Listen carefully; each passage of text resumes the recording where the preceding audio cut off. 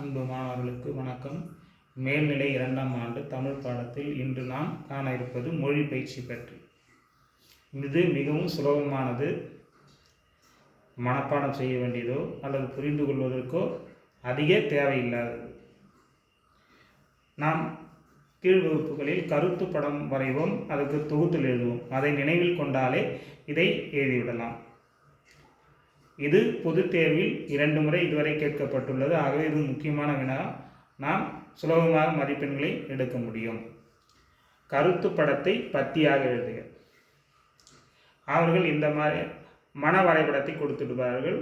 அதாவது சங்க இலக்கியம், 8 தொகை, அதனுடைய கீழ் புறம், அகம்புறம், 10 பாட்டு, புறம். இவைகளை நாம் எழுதும்போது பத்தியாக எழுத வேண்டும். தெளிவாக அதை வகைப்படுத்தி எழுதினாலே முழு மதிப்பெண் பெற்றுவிடலாம். ஒரு உதாரணத்திற்கு சங்க இலக்கியம் 8 தொகை 10 பாட்டு என இரு வகைப்படுகிறது.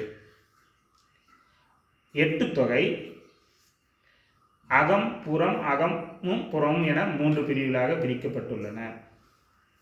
அகம் சார்ந்த கருத்துக்களை கூறுகின்ற நூல்கள் நற்றிணை, குறுந்தொகை, ஐங்குறுநூறு, கலித்தொகை, அகநானூறு போன்றவை அகம் பற்றிய நூல்களாகும். புறம் பற்றி கூறுகின்ற நூல்களாக நாம் கூற வேண்டியது புறநானூறும் 18 அகமும் புறமும் சேர்ந்து இருக்கின்ற ஒரே நூல் 8 தொகை பரிபாடல். அதையும் நினைவில் கொண்டு அதை தொகுத்தலில் எழுதிடலாம். அடுத்து 10 பாட்டு அகம். 10 பாட்டில் அகத்தை பற்றி குறிக்கின்ற நூல்கள் குறிஞ்சிப்பாட்டு, முல்லைப்பாட்டு, புனல்வாடை, பட்டினைப்பாலை என்கின்ற 4 நூல்கள்.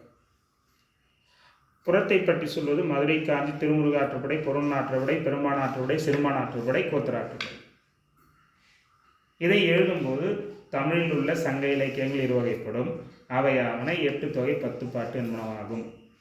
8 தொகை நூலில் நற்றிணை, குறுந்தொகை, ஐங்குறுநூறு, அகநானூறு, கலித்தொகை ஆகிய 5 நூல்களும் அகப்பொருள் சார்ந்தவையாகும். புறநானூறு, 18 ஆகிய 2 நூல்களும் புறப்பொருள் சார்ந்தவை.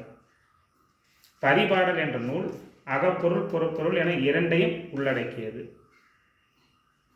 10 பாட்டு பற்றி தனியாக ஒரு 10 எழுதினால் சிறப்பாக இருக்கும். 10 பாட்டு என்பது 10 நூல்களின் தொகுப்பு. 1, 2, 3, 4, 5, 6, 7, 8, 9, 10. குறிஞ்சிப்பாட்டு, முல்லைப்பாட்டு, நெடுநல்வாடை, பட்டினைப்பாலை ஆகிய 4 நூல்களும் அகப்பொருள் சார்ந்தவையாகும். மதுரை காஞ்சி, திருமுருகாற்றுப்படை, பொருணாற்றுப்படை, பெருமனாற்றுப்படை, சிறுபானாற்றுப்படை, கோத்தராற்றுப்படை ஆகிய 6 நூல்களும் புறப்பொருள் சார்ந்தவையாகும் என இதில் உள்ள கருத்துக்களை சேர்த்து பத்தியாக எழுதுவது தான் மிகுந்த எளிமையான வினா. அதை நாம் உணர்ந்து கொண்டால் நாம் தேர்வில் இதை எழுதிவிடலாம்.